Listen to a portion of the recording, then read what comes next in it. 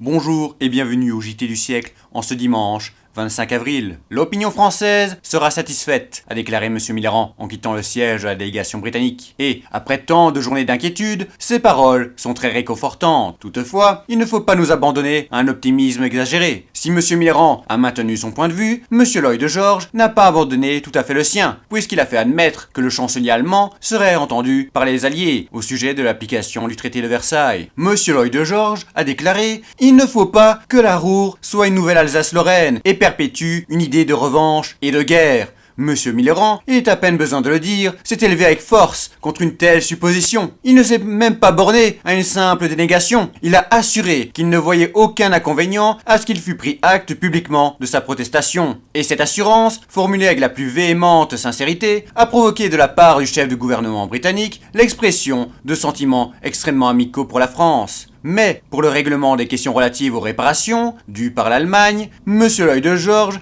a exprimé l'opinion et fait admettre le principe qu'un représentant qualifié du gouvernement de Berlin et le chancelier même du Reich, éventuellement, devrait être entendu. M. Millerand y a consenti, tout en faisant certaines réserves, dont il sera tenu compte. Avant de convoquer M. Hermann Müller, les chefs d'État alliés détermineront donc exactement le programme et l'étendue des conversations directes qu'ils engageront avec lui. Vendredi, dans la soirée, M. Nitti a reçu les envoyés spéciaux de la presse française, affables, onctueux, insinuants. Le chef du gouvernement italien, que l'on peut s'empêcher de comparer à un gros moine rabalaisien, rond et malicieux, a fait aux journalistes quelques confidences sur un ton familier. Il a épanché doucement son âme pacifiste. Il faut, a-t-il dit, que dans tous les pays, l'esprit de paix se substitue à l'esprit de guerre. Il faut que nous sachions ce que nous voulons, si nous voulons continuer à faire la guerre, ou si nous voulons réellement faire la paix. Pour moi, ma conviction est très nette. Il faut faire la paix, tout de suite, et partout, sinon nous allons au pire des catastrophes. Selon moi, a continué M. Nitti, il n'y a qu'un moyen d'atteindre ce résultat. Il faut solidariser vainqueurs et vaincus. Vous me dites que la France doute des sentiments pacifiques de l'Allemagne. Je conçois cette appréhension, et c'est pourquoi je suis d'accord avec vous sur la nécessité de son désarmement. Quant aux bruits d'après lesquels je serais partisan de la révision du traité, je vous assure qu'ils sont faux. On a aussi parlé d'accords secrets, par lesquels l'Italie se serait liée aux empires centraux.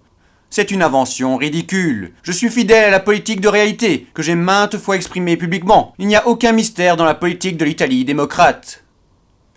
C'était le JT du siècle, l'info de notre histoire.